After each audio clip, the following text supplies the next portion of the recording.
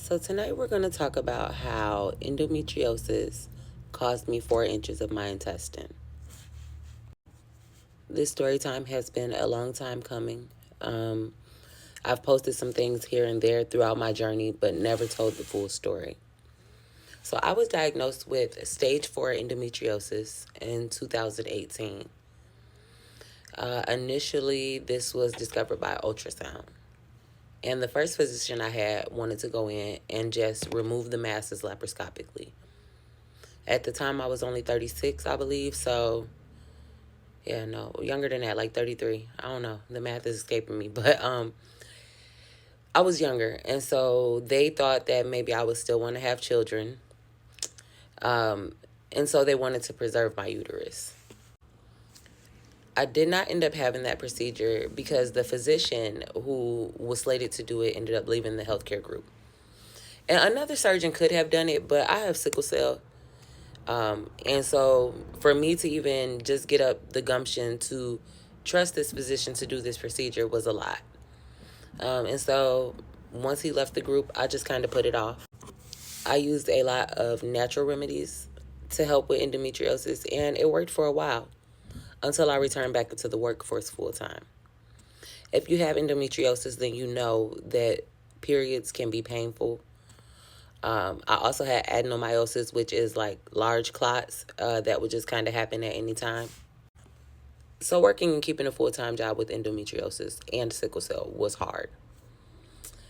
In 2021, I decided to go back to work full-time, and so I got on birth control.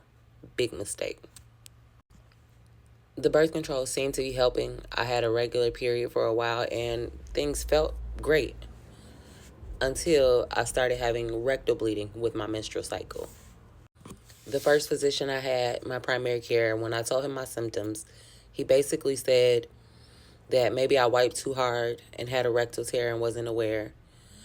It could have been something I ate. He pretty much dismissed the things that I was feeling. But the one thing that he did do right was he wrote me a referral to gynecology.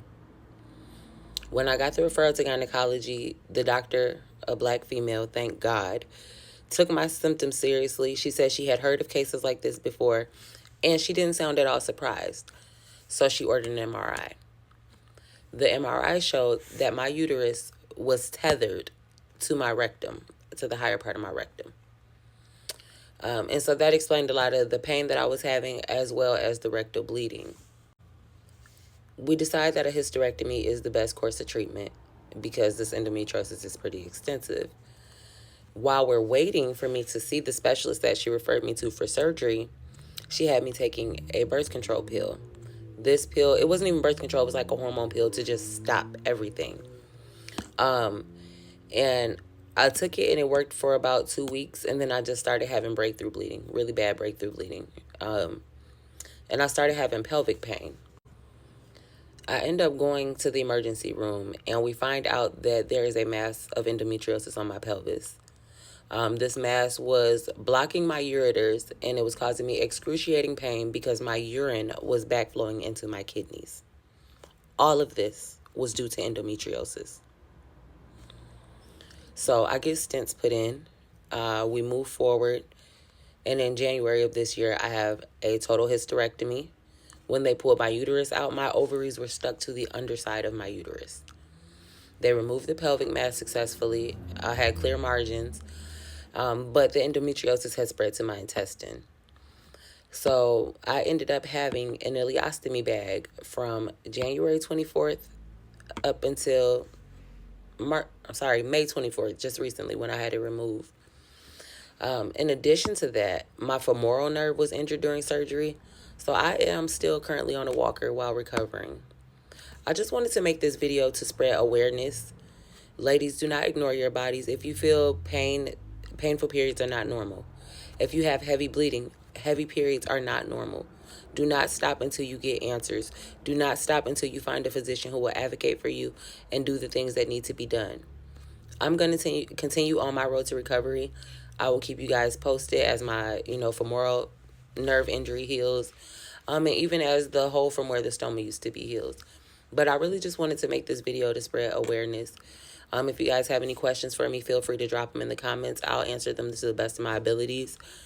And yeah, just listen to your bodies, ladies, and don't take no for an answer. If you feel like something is off in your body, get a fifth, sixth, and seventh opinion if you have to. But pay attention and know that heavy bleeding and pain are not normal.